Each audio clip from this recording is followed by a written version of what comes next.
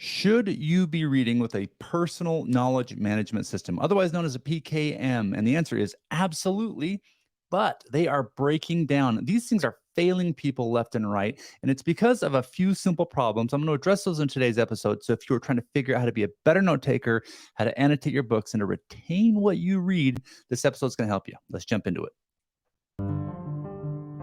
Welcome to this week's episode of the Read Well podcast. My name is Eddy Hood, and I'm your host, where I believe it's more important to read well than to be well read. So grab your favorite book, open up your notes, and let's get ready to learn something fascinating. Welcome back, everybody. Episode 7. I feel like this is moving along really quickly. I have had an interesting week. It's been a horrific week. It has been really, really challenging, mainly because I had a Facebook account that I was using to promote the Read Well community. And that dang thing got hacked. Now, I haven't been in social media, especially in Facebook, for years. But I thought that would be probably the best place to start this community up, to get people talking and to tell them about the episodes and what have you. So I reopened it. I got in. I started setting up the page, and it was going really well. We were starting to get some traction. And then some hacker somehow got into my account and screwed everything up. And that just put the brakes on the whole thing for a minute. However, I am proud to say that we have gotten back into the account, got past the hacker and all of his little goofy sort of loopholes, and back in control. And now I've got excess sort of security built up everywhere on that stupid Facebook account. And I'm happy about this. I'm very, very happy about this, but it has been very draining. So, needless to say, I have been thinking a lot about what's going on in the community, and I'm really excited about today's topic. Today, we're talking about what's called a PKM. A PKM stands for a personal knowledge management system, and these are really popular. If you are a reader in the nonfiction space or the self-education, self-learning space, you probably know about this, and you probably have one. So this isn't about what it is. There's lots of content on that. You probably don't need to know how to set this thing up, but really quickly, all this is it's an online tool or an analog tool that allows you to keep your notes as you're reading. And there's just thousands of ways to do it. You can look those up wherever you enjoy reading your content. My issue and my argument today is that while I think they're fantastic, and yes, I have a PKM. In fact, I'm building my own PKM online. It's called highlightish.com. A little commercial break here. Highlightish.com is designed to help you import your book notes and to annotate them and to really analyze them and group them together and link ideas, as well as take that information and write meaningful essays. Now, that is the important part, to write meaningful essays. But whatever you're using, whether it's Notion or Obsidian or Highlightish or an analog thing like a Zettelkasten, the problem is these are breaking down within 3 to 6 months, and I'll tell you what I mean by that. But first, a story. So when I was first starting my company, I own an accounting firm by day. I feel like Clark Kent. I don't work at a newspaper. I am an accountant, people. But so by day, I'm an accountant, and I used to go to people's homes to sort of tell them about my business. So if it was an entrepreneur and they needed help with their business, they would call me, and I would go visit them in their home and help them. This was the very beginning of our business, 15 years ago. And I had this lady call me, and she had a restaurant company that she was starting up. I will keep all names out of this to keep and protect the innocent. However, she asked if I could come and look at her QuickBooks file, her accounting file, and I was happy to do that. Very excited to go potentially get a new client. Well, as I knocked on her door, there was this really pungent sort of aromatic smell. And where you kind of get that sort of tickly sensation on the back of your neck where you're getting a little sick, a little nauseous. And I was like, what is that smell? She opened the door, and you could tell immediately that she was like not really sure about this meeting. She was really having a hard time sort of letting me come into her home. Although she had invited me there, she really needed the help with her accounting. But when she did invite me into her home, the reason was apparent. She was a full-time hoarder, like big-time hoarder. It's the kind of thing that you've seen on TV only. I'm not talking about the kind of people that keep lots of stuff. I'm talking about the kind of person who has such a mental connection to not throwing things away that they keep everything. This poor woman had a mountain of dirty diapers in the corner. I apologize for being gross, but stick with me because this visual imagery will apply to your reading. I want you to remember the mountain of dirty diapers. There literally were three different carcasses of previous pets that she'd had that she couldn't let go or bury. She needed to keep them. There were, I mean, clothes and food, and it's just like I walked in and my whole body like collapsed in on itself, and I couldn't even talk about accounting, let alone breathe. Anyway, it was a very quick meeting. I got myself out of there. But anyway, when I got out, I learned a lesson that there is something really sort of locked into our brains sometimes where we have a hard time letting things go. Now, let's go back to this PKM idea, the personal knowledge management tool. Well, it's a really interesting idea at first to finally be able to store your ideas, the things that you love in your books, in a organized analog or digital platform so that you can use that information later. And the tagline is usually, remember everything you read. I mean, I love it. It's amazing, right? However, because of that siren call of being able to sort of keep all of your knowledge with you in this really nice, compact little tool, you have the propensity to now save everything and to hoard everything. And so what happens is within about 3 to 6 months, your system becomes a hoarding system. So we don't want to be a hoarder. So if you are in the Readwell community and you are the kind of person that is into note taking and these PKM systems, and you really want to grow your knowledge base and whatever you study, step number one is to realize that you are going to want to collect everything you find. And that's because these PKMs make it so easy to collect information. So let's put off your back. You just clip it into the system and off you go. And that makes it very easy for you in the beginning as you capture. However, you need to go through that information later on and actually sort of analyze it, break it down, synthesize it, and make use of it. And when you actually get into your PKM to do that, you're going to see these 10,000 captures you made as you were going throughout your reading or whatever you're doing. And you're going to feel overwhelmed and you're going to be like, oh my goodness, like I don't have time to like go through this now. I'll do it later. And so you just kind of like archive it all, right? Just shove it in the closet and cram the door closed.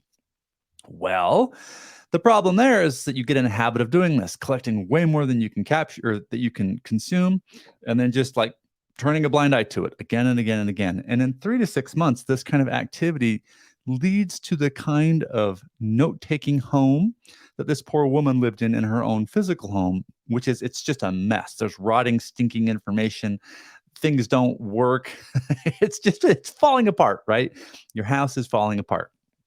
So today I'm going to give you a couple different ideas on how to regain control of your PKM, or maybe you just take notes in a journal or whatever you're doing, or notes on your phone. All of that is great, but we want to make sure we have a couple things in place so that we use that tool efficiently. Now, the first idea I want to share with you is this wonderful topic called entropy. Entropy is a scientific term that does apply to your reading and your PKM. Entropy is this concept that is used in both physics and chemistry. And maybe the most general way to describe this, and it's often described this way, is that it is a measure of chaos within a system, essentially, right? And this is not the greatest definition. So if you're a scientist and you're listening to this, forgive me. I'm trying to sort of spread this out in more of a general context, but usually entropy is referred to as a measure of disorder or a measure of chaos. Really, if you get down into the scientific details, everything is made up of units of energy, essentially, and that those units of energy can do work. And because they have the ability to do work, that means that there's also inefficiency in everything. And so entropy tries to measure that displacement, right? So, okay, way off track. But getting back on, entropy is this really cool idea because you can physically see it with your eyes. Uh, every system in our lives and in our world, on its own accord, without any help from us, breaks down over time. It breaks down. There is entropy. In other words, there is this sort of movement towards chaos and disorder unless you manage and maintain it. And you can see it in your own home, right? I just cleaned my house yesterday and it's already freaking dirty. How is that possible? How is this house a giant mess? I don't get it. I have this conversation all the time with my kids. My kids are entropy agents. They work for Entropy Incorporated, I swear. Anyway, so entropy is this really cool thing that describes a system and how it breaks down. Now, reading is a system. Your body is a system. If you don't take care of your body, it will break down over time. Things rust. Things just get creaky and old. That's what happens. And a business is the same way. As a business gets bigger, unless you manage and maintain it, it falls apart. Now, if we take this idea to your PKM, your personal knowledge management system, it is a system, right, where you're bringing notes in, you're analyzing them, and then you're pushing them into some future project, hopefully, and you're using that information. Well, because it's a system, this means that your PKM, by nature, everybody, is going to fall apart. It's going to disassemble itself and get cluttered and messy and gross unless you do a little bit of maintenance. So that kicks into the next idea. And this is where we start geeking out as readers, right? And as PKM enthusiasts and as second brain people and all this stuff. We love the system of note taking. We want to learn everything there is to learn about how to take better notes. So we watch YouTube videos and then we see this person's using Notion, so now I got to use Notion, and then this person's on Obsidian now, and all this stuff, and so we start bolting softwares together, and then we create a 15-step process where I have to write about it on a note card, and then I have to take a picture of it with my phone, and I got to port it over here, then it's got to go into Instapaper, and then it's got to come around to Readwise, and oh my goodness. So it becomes really complex. And we're doing this to ourselves because we realize that note-taking systems get messy.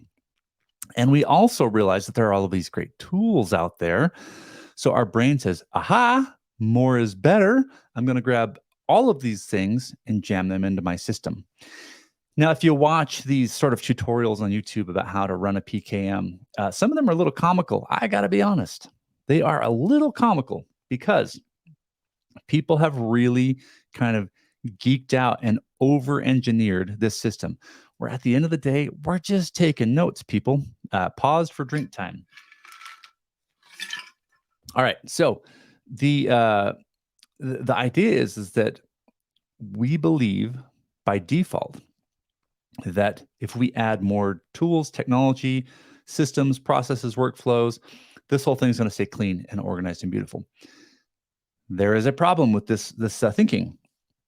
Overcomplexity creates cost. Cost is the thing that actually keeps you from running your system. And so what happens is you spend lots of time and energy.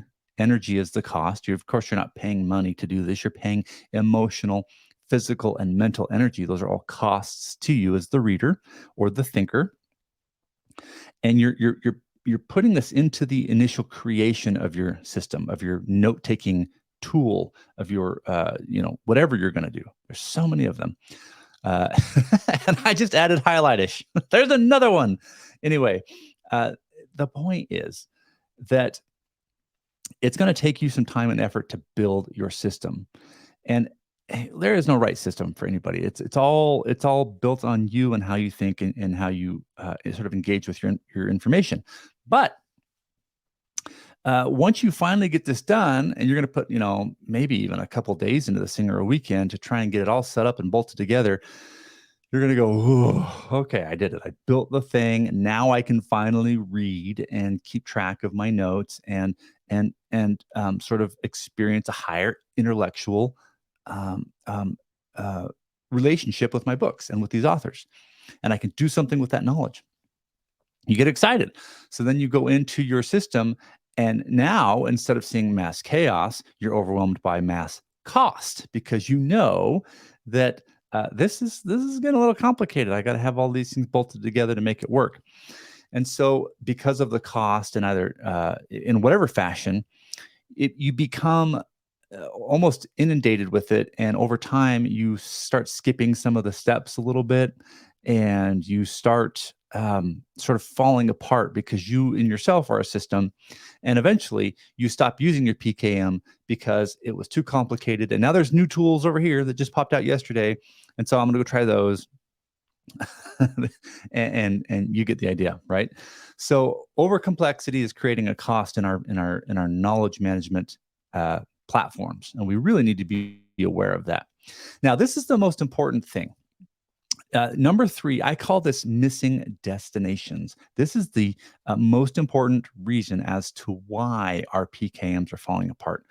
You see, everyone, we are allowing chaos into our second brains, our PKMs.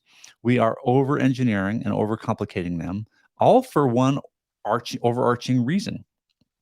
It is because our PKM systems are missing destinations. Now, what do I mean by this? A destination is simply a place in the future that you will be going mentally in order to use your knowledge. Your PKM is usually, I've talked to a lot of enthusiasts in our community. Usually your PKM is not aware, it's not intelligent enough to know about your projects, your future ideas, your future self. A PKM usually does not get past the idea of just collecting ideas and storing ideas. It just becomes a giant filing cabinet. It rarely is sort of intelligent about what you're working on, or where you're headed. So, if you can somehow engineer into your note-taking system what it is that you are headed towards, and so let me give you an example of this.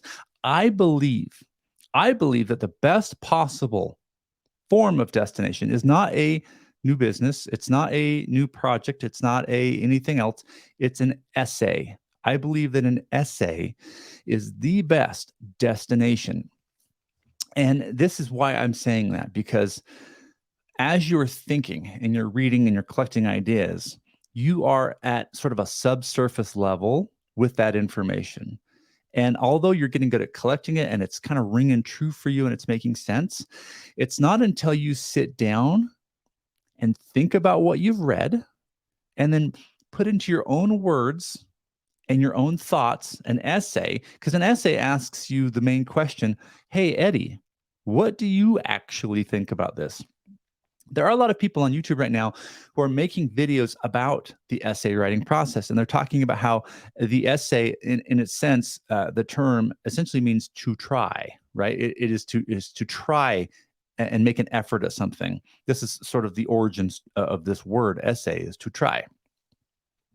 And I got thinking, well, what does that mean? To try what?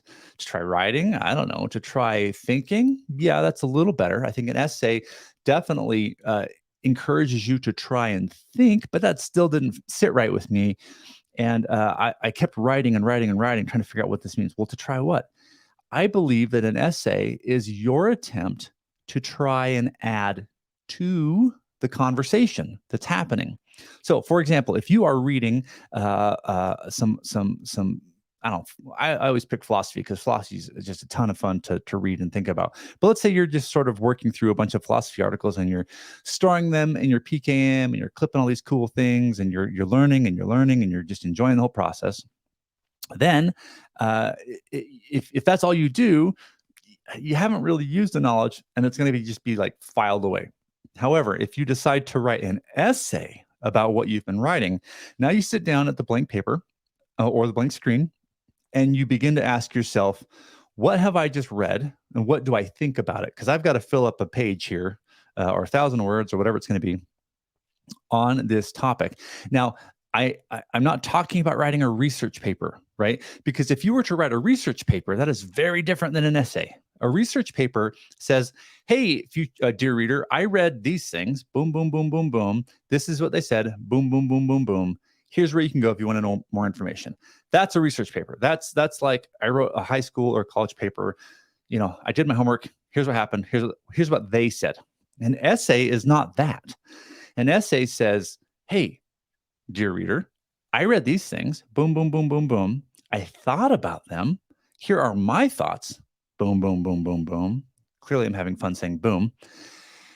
And here is where I'm taking the discussion now. In other words, here's my personal opinion. You might not agree with it, but here's my personal opinion on what I think is meaningful to this conversation.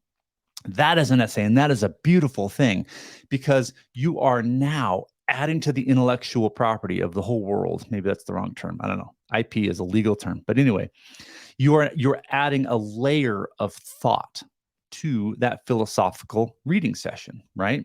You are adding your own personal insight, your own personal experience, and your own personal take on the conversation that people have been having. That is what an essay does. And that is what I think is probably the most important and valuable way to use our PKMs. So a PKM should know about your essays. You should be thinking, okay, what is it that I want to learn? What am I studying? And you could begin to think about and start forming an essay in your mind. Then as you're working through your PKM, that alone is going to help you keep things organized because you're trying to clip data for a specific purpose. You're trying to research for a specific purpose. As you're figuring out what tools you should use, you should be looking for tools that help you not only clip data, but write essays, right? That turn that information into knowledge, which, yes, that is what Highlightish does. Highlightish allows you to grab your information and have it all with you. And then in the tool, you can write your essays, and then you can grab all of your research right there and use it as you write. Whatever tool you use, it should allow you to not only grab and store information, but use the information, right? Use it in your thinking and in your writing. This is an incredibly important distinction that I think we're all missing. We get really excited about PKMs, and then we kind of get lost in the process and we get less excited. One of my favorite authors, his name is Seth Godin. You've probably heard of him if you're in the business space. He writes marketing books. And Seth wrote a book called The Dip. And I love The Dip because it describes this process that we all go through when we start something new. In the beginning, we're very excited. We are pumped, right? We're going to go buy all the gear. We're going to get the t-shirt. We're going to get the new shoes. We're going to buy the widgets and the gadgets and the whole thing. And we're going to spend $1,000 because we are committed. And all the stuff comes in the mail, and we're shaking with excitement. And then we put it all on, and that's even cooler. Then we go try it for the first day, and that's great. And we have what's kind of called beginner's luck because you're starting from a base point of 0. You experience improvement, right? And so you go, hey, this is great. And you get all excited, and you start to experience this mental upshift, this uptick. But then something happens. Then it kind of starts to get a little hard, right? You realize, oh man, learning guitar is not as easy as I thought it was going to be. So then you start to mentally shift down over time to where you go way down emotionally, even lower, in emotional sort of context than you were when you started. You're in a worse place than when you started. And you're in what Seth Godin calls the dip. And the dip is this place where you have this really honest discussion with yourself about whether or not you're going to keep doing this thing. Am I going to keep going to the gym? Right? And this is not as fun as I thought it was going to be. I really don't know if I can learn French at this point. This is hard. And so you have this conversation with yourself. Now, if you decide to bail ship, this is usually where it happens, in the dip. However, some of us decide to stick with it and say, you know what? Nope, this is important to me. I'm going to push through the hard part because everything has a hard part. I'm going to push through that and get past that sort of, massive road bump.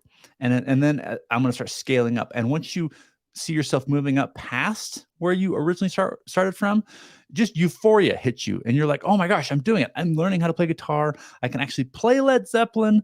This is awesome. And you become proficient in the skill. Your knowledge management system is exactly the same way. You're going to be very excited about it at first. You're going to buy all the stuff. You're going to get the tools, the software. It's going to be great. But then as it gets cluttered and hard, you're going to go into the dip and you're going to realize, golly, this is really what I'm doing here. I don't know. Is this worth it? And I guarantee you that if all you ever do is clip information and store it, you will quit. You will give up. It will not be worth it to you because you're not using or benefiting from the knowledge. It's just like clogging up the internet or clogging up your filing cabinet. However, if you set a destination of an essay and you decide to write your first essay, right? And you set your sights up that hill while you're in the dip and you say, I'm going to go do that thing. I'm going to learn, I'm going to write an essay, and I'm going to try to add to the conversation. You will begin to see an uptick in your emotions, in your behavior, and in your reading abilities and habits. It's just an awesome thing. So no matter what tools you're using, consider taking that information and being a little more specific about what you're putting into your PKM. Don't clip everything. Don't save everything. Look at every piece of information coming in and saying, what destination will I use this for? And if you have a reason to keep it, and if it's meaningful, put it in your PKM. Then take that information and sit down with yourself in some thinking time and ask, how can I use this? And begin to write an essay where you add to the conversation. Before we go, I want to ask you a question. If you could just respond, if you're watching this on YouTube, great. Or if you're listening to the podcast, great. But I'm curious to know, what are you doing to keep your PKM meaningful to you? How are you using your personal knowledge management system so that it's actually adding to the conversation? That's what we want to figure out today. And also, please take a moment to head on over to thereadwellpodcast.com. It's just an awesome experience for me to be sharing that with people. I'm going to pull this up really quickly so you can see it on my screen here. And we've added a few things this week that I think you will find interesting. If you go to thereadwellpodcast.com, don't forget to put the in the beginning here. You can subscribe to the show. You'll get my weekly newsletter. I do write a small essay there every week that is meaningful. There's some show notes there and other links as well. So come on down and check that out. I will also be posting in the near future. There will be a link up top here for my longer form essays as I am beginning to publish those. Last but not least, we do have Highlightish is up and running, and I'd encourage you to go check that out. So here's Highlightish right here. Let me get that going for you, and you can check that out. Highlightish, like I said, is this tool that allows you to make better book notes. So I've got the tagline here: make reading a knowledge goldmine. And the idea is simple, right? You want to be able to gather your highlights from all of the books that you read, build a second brain so you have that information, and then be able to turn that into epic essay writing so you can actually add to the conversation. All right, everybody, thank you so much for watching, and I will see you next week. If you'd like to take your reading to the next level, then head on over to our website at thereadwellpodcast.com. There you can get access to my weekly newsletter as well as up-to-date show information. Also, don't forget that I learned software development on the side just so that I could build a program to help us make better book notes as we read. If you're interested, go to highlightish.com. Think of highlighting a book, but add ish, I-S-H, at the end. highlightish.com. Thanks for listening, everyone, and we'll see you on the next show.